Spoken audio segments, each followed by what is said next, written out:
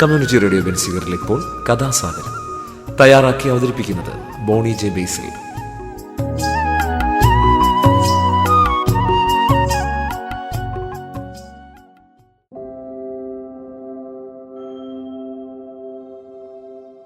നമസ്കാരം പ്രിയ ശ്രോതാക്കളെ, ഞാൻ ബോണിയാണ്. കഥാസാഗരത്തിൻ്റെ ഏറ്റവും പുതിയ എപ്പിസോഡിലേക്ക് ഏവരെയും സ്വാഗതം ചെയ്യുന്നു. അപ്പോൾ ആദ്യമായിട്ട് കേൾക്കുന്നവർക്ക് വേണ്ടി പറയാണ്, കഥാസാഗരം കഥകളുടെ പരിപാടിയാണ്. ഓരോ എപ്പിസോഡിലും ഒരു ചെറിയൊരു കഥ കേൾക്കാം. കഥയെന്ന് പറയുമ്പോൾ വിവിധ തരത്തിലുള്ള കഥകൾ ഇതിലൂടെ കടന്നു വന്നിട്ടുണ്ട്. നാടോടി കഥകളും മുത്തശ്ശി കഥകളും പുരാണങ്ങളും ഐതിഹ്യങ്ങളും അങ്ങനെ വിവിധ തരത്തിലുള്ള കഥകൾ. അപ്പോൾ ആ കഥ പറച്ചിൽ തുടരുകയാണ്. കഥ കഴിഞ്ഞ് അവസാനം കുറച്ച് വർത്തമാനവും ഒക്കെ ഉണ്ട്. അതാണ് കഥാസാഗരത്തെക്കുറിച്ച് പറയാനുള്ളത്. ഒരു ഐഡിയ എല്ലാവർക്കും കിട്ടിയല്ലോ. ഇനി ഞാൻ ഇന്നത്തെ കഥയിലോട്ട് കടക്കുകയാണ്. ഇത് മുഹമ്മദ് നബിയെക്കുറിച്ചാണ്. അപ്പോൾ കേട്ടോളൂ.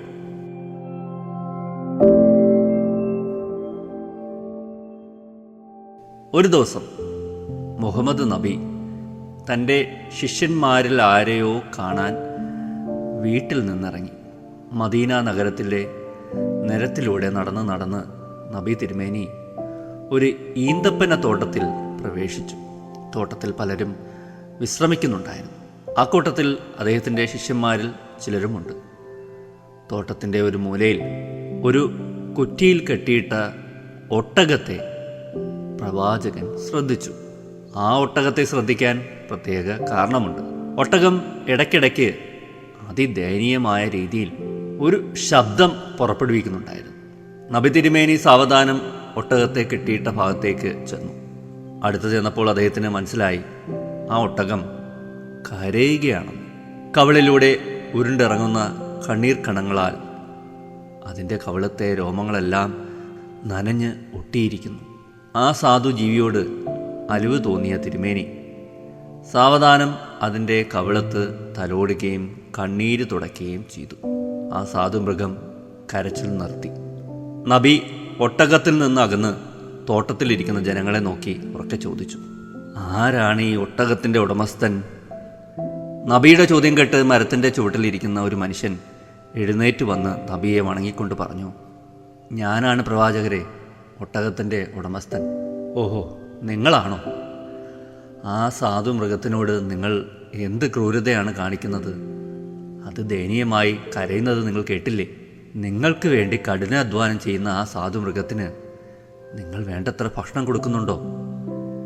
നിങ്ങളുടെ ദുഷ്ടത കൊണ്ടാണ് ആ ഒട്ടകം ശോഷിച്ചിരിക്കുന്നതെന്ന് ഒറ്റ നോട്ടത്തിൽ അറിയാൻ കഴിയും. നബിയുടെ വാക്കുകൾ കേട്ട് ഒട്ടകത്തിൻ്റെ ഉടമസ്ഥൻ ഒരക്ഷരവും ഉരിയാടാതെ ലജ്ജിച്ച് തല താഴ്ത്തി നിന്നു. നബി തുടർന്നു, ഈ ഒട്ടകത്തിൻ്റെ കാര്യത്തിൽ നിങ്ങൾ അള്ളാഹുവിനെ ഭയപ്പെടുന്നില്ലേ? ദൈവം ഒട്ടകത്തെ മനുഷ്യനെ ഏൽപ്പിച്ചിരിക്കുന്നത് അവൻ അതിനെ നന്നായി സംരക്ഷിക്കാനും പകരം അത് അവനു വേണ്ടി ഭാരം ചുമക്കാനും ക്ഷീരം ചുരത്താനുമാണ്. പ്രവാചകൻ്റെ വാക്കുകൾ ആ മനുഷ്യനിൽ കുറ്റബോധമുണ്ടാക്കി.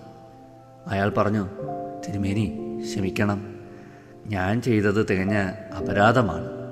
ദൈവത്തിൻ്റെ ഈ സൃഷ്ടിയോട് ഞാനിങ്ങനെ ക്രൂരത കാണിക്കരുതായിരുന്നു. എനിക്കിതിൽ ഇപ്പോൾ ഖേദം തോന്നുന്നു.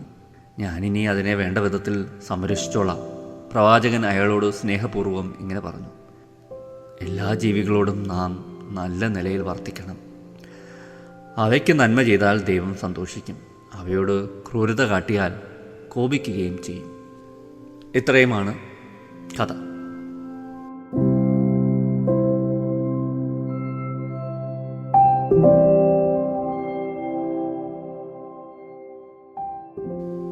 ഈ കഥയെക്കുറിച്ച് കൂടുതലൊന്നും പറയേണ്ട കാര്യമില്ല. അതിൻ്റെ സന്ദേശം വളരെ വ്യക്തമാണ്. നമ്മുടെ വീടുകളിലൊക്കെ വളർത്തു മൃഗങ്ങളുണ്ട്. ആടോ കോഴിയോ താറാവോ പശുവോ അല്ലേ, അങ്ങനെ വിവിധ തരത്തിൽ ഉള്ള വളർത്തു മൃഗങ്ങൾ കാണും. അവയൊക്കെ സംരക്ഷിക്കുക, ആഹാരം കൊടുക്കുക. ആഹാരം കൊടുക്കാൻ കഴിവില്ലെങ്കിൽ ദയവീത് ഇങ്ങനെയുള്ള വളർത്തു മൃഗങ്ങളെ വളർത്താതിരിക്കുക. പല നായ്ക്കളും തെരുവ് പട്ടികൾ അല്ലെങ്കിൽ തെരുവ് നായ്ക്കളാകുന്നതിന് പിന്നിൽ നാം മനുഷ്യരെ തന്നെയാണ്. വളരെ ഓമനത്വം തോന്നുന്ന ചെറു പട്ടിക്കുട്ടികളെയൊക്കെ വാങ്ങിച്ച് നമ്മൾ വളരെ സന്തോഷത്തോടെ ഉത്സാഹത്തോടെ നമ്മൾ വീട്ടിലോട്ട് കൊണ്ടുവരും. അതിനെ കാണുന്നതും അതിനെ കളിപ്പിക്കുന്നതും ഒക്കെ ഭയങ്കര സന്തോഷം നമുക്ക് ലഭിക്കും. ഒരു പ്രായമൊക്കെ കഴിഞ്ഞ് അതൊരു ബാധ്യതയായി മാറുന്ന പല അവസ്ഥകളും ഉണ്ടാകും. ചിലപ്പോൾ നമ്മുടെ വീട്ടിലെ സാമ്പത്തിക സ്ഥിതി മോശമായതുകൊണ്ടായിരിക്കും. അതിന് ചിലപ്പോൾ മുന്തിയനം നായ്ക്കളൊക്കെ ആണെങ്കിൽ അതിന് വേണ്ട വിധത്തിൽ ഉള്ള അല്ലെങ്കിൽ അത് ഒരു വെറ്റിനറി ഡോക്ടർ നിർദ്ദേശിക്കുന്ന ആഹാരം അല്ലേ, അതിൻ്റെ മെനു എന്ന് പറയുന്ന നമുക്ക് താങ്ങാൻ പറ്റുന്നതിനും അപ്പുറമാകുമ്പോൾ പലപ്പോഴും നാം ഇതിനെ തെരുവിൽ ഉപേക്ഷിക്കാറുണ്ട്. അല്ലെങ്കിൽ എന്തെങ്കിലും അസുഖം വരുമ്പോൾ, വാർദ്ധക്യം വരുമ്പോൾ ഈ നായ്ക്കളെയൊക്കെ തെരുവിൽ ഉപേക്ഷിക്കാറുണ്ട്. വലിയ കൂടിയ മരുന്നുകളൊന്നും വാങ്ങിച്ചു കൊടുക്കാൻ വയ്യ, അപ്പോൾ പിന്നെ തെരുവിലോട്ട് കൊണ്ട് കളയുകയാണ്. ഇങ്ങനെയൊക്കെ പലപ്പോഴും സംഭവിക്കുന്നുണ്ട്. അതുകൊണ്ടൊക്കെ തന്നെ എല്ലാ മൃഗങ്ങളെ നമുക്ക് ആവതുണ്ടെങ്കിലേ ഇതിനെയൊക്കെ വളർത്താവുള്ളൂ, അല്ലെങ്കിൽ ഇതിന് പുറപ്പെടാതിരിക്കുക. അത്രയുമാണ് അല്ലേ നമുക്ക് അതിനെക്കുറിച്ച് പറയാനുള്ളത്. അപ്പോൾ സ്നേഹത്തോടെ പെരുമാറുക, നിനക്ക് വേണ്ടി കഷ്ടപ്പെടുകയും അല്ലെങ്കിൽ നിനക്ക് പാൽ തരികയും അല്ലെങ്കിൽ നിനക്ക് വേണ്ടി ഭാരം ചുമക്കുകയൊക്കെ ചെയ്യുന്ന വളർത്തു മൃഗത്തെ പരിപാലിക്കുക, നല്ല സ്നേഹം കൊടുക്കുക, ആഹാരം കൊടുക്കുക, വെള്ളം കൊടുക്കുക എന്നൊക്കെയാണ് ഈ കഥയിലൂടെ നമ്മളെ ഓർമ്മപ്പെടുത്തുന്നത്. മനുഷ്യരും ഇന്ന് ഈ സ്നേഹരാഹിത്യം എന്ന് പറഞ്ഞ അവസ്ഥയിലൂടെയൊക്കെ കടന്നു പോകുന്നുണ്ടല്ലേ. വീടുകളിൽ പലപ്പോഴും നമ്മൾ പ്രതീക്ഷിക്കുന്ന ഇടത്തിൽ നിന്നൊക്കെ സ്നേഹം ലഭിക്കാതെ വരും. മനുഷ്യർക്കും ആ ഒരു അവസ്ഥയുണ്ട്. ആ അവസ്ഥയിലൂടെ കടന്നു പോകുന്ന എത്രയോ മനുഷ്യർ നമ്മുടെ ചുറ്റുവട്ടത്തുണ്ട്. അപ്പോൾ ഈ ഇടയ്ക്ക് വായിച്ച ഒരു ലേഖനത്തിൽ ഞാനിങ്ങനെ മനസ്സിലാക്കിയതാണ്, ചിലർ മുതിർന്നവർ സ്റ്റഫ്ഡ് ടോയ്സിനെയൊക്കെ വാങ്ങിച്ച് കൂടെ കട്ടിലിൽ വെക്കും, അല്ലെങ്കിൽ കൂടെ ഉറങ്ങുമ്പോഴും ഒക്കെ എന്നെ കൂടെ കിടത്തുകയൊക്കെ ചെയ്യും. ചിലപ്പോൾ അതൊരു സ്റ്റഫ്ഡ് ടോയ്സ് എന്ന് പറയുമ്പോൾ അറിയാമല്ലോ, പഞ്ഞു പോലെ ഇങ്ങനെ സോഫ്റ്റായിട്ടുള്ള ടോയ്സ്, വളരെ ലോലമായ അല്ലേ, വളരെ മെറ്റീരിയൽസൊക്കെ കൊണ്ട് വളരെ പഞ്ഞു പോലെ ഇരിക്കുന്ന ടോയ്സ്. അത് ചിലപ്പോൾ ടെഡി ബെയർ ആവാം, അല്ലെങ്കിൽ ഒരു ആനയാകാം, പട്ടിക്കുട്ടിയാകാം, കരടിക്കുട്ടിയാകാം. സ്റ്റഫ്ഡ് അത് നിറയെ തുണിയും പഞ്ഞിയൊക്കെ നിറച്ച് ഇങ്ങനെ വളരെ ഓമനത്വം തോന്നുന്ന ടോയ്സൊക്കെ ഉണ്ട്. അതൊക്കെ കുട്ടിക്കാലത്ത് തന്നെ സാധാരണ അല്ലേ നമ്മൾ കൂടെ കളിക്കുകയും കൂടെ കൊണ്ട് നടക്കുകയൊക്കെ ചെയ്യുന്നത്.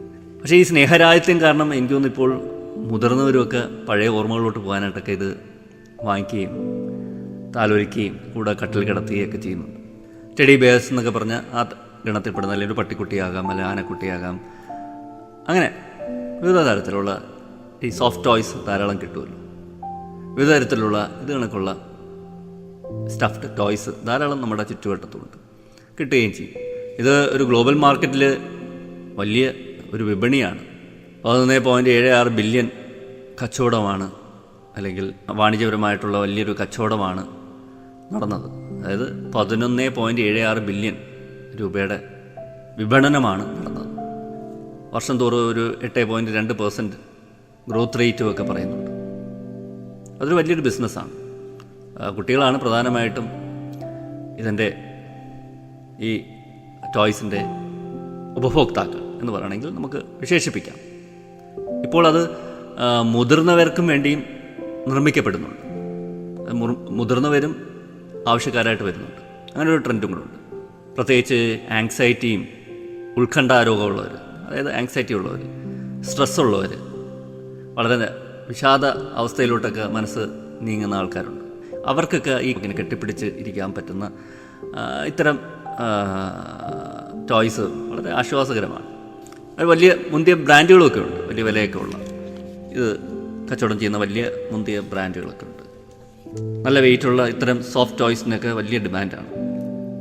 ഇത്തരം വലിയ ടോയ്സുമായിട്ട് അല്ലെങ്കിൽ ഇത്തരം സ്റ്റഫ്ഡ് ടോയ്സുമായിട്ട് നമ്മൾ സമയം ചെലവിടുമ്പോൾ അത് ഇത് കണക്ക് തന്നെ നമ്മുടെ മൂഡ് മാറ്റുകയും നല്ല മൂഡിലോട്ട് നമ്മളെ കൊണ്ടുപോവുകയും അതുകണക്ക് തന്നെ നമുക്ക് ഉത്കണ്ഠയുണ്ടെങ്കിൽ അത് കുറയ്ക്കുകയും ആങ്സൈറ്റി എന്ന് പറഞ്ഞ പ്രശ്നം ഉണ്ടെങ്കിൽ അത് കുറയ്ക്കുകയൊക്കെ ചെയ്യുന്നുണ്ട്.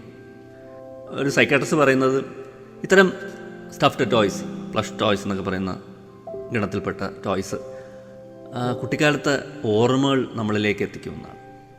അത് നമുക്ക് നാം അറിയാതെ ഒരു ശാന്തതയും സ്വസ്ഥതയൊക്കെ നൽകുന്നുണ്ട്. അതൊരു കാര്യമാണ്.